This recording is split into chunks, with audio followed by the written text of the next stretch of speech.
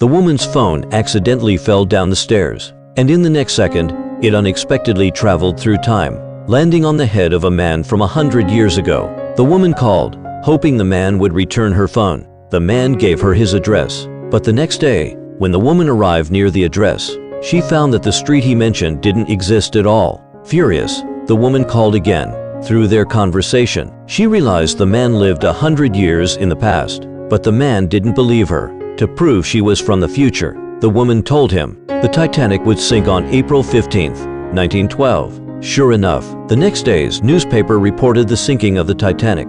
Finally, the man believed her.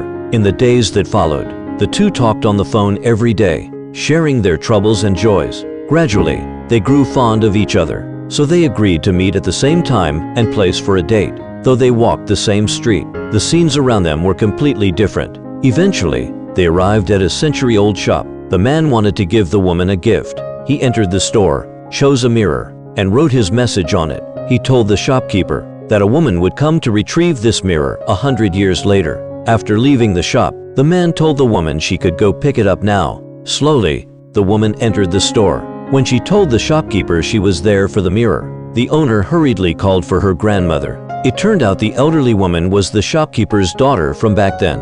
Overjoyed to see the woman keeping the appointment, she quickly handed her the mirror. Looking at the man's gift, the woman was deeply moved, so she decided to give the grandmother a token of gratitude. She called the man and let the grandmother speak to her younger self from 100 years ago. When the grandmother heard her own childhood voice, she broke down in tears. As their day-long date came to an end, the man suddenly saw a red warning on his phone. The woman told him the battery was about to die, so they hastily agreed on a time for their next call. The next day, the woman returned to where she had lost her phone, hoping to send a charger back in time as well, but it didn't work. Meanwhile, the woman's uncle told her he had investigated the man's past deeds.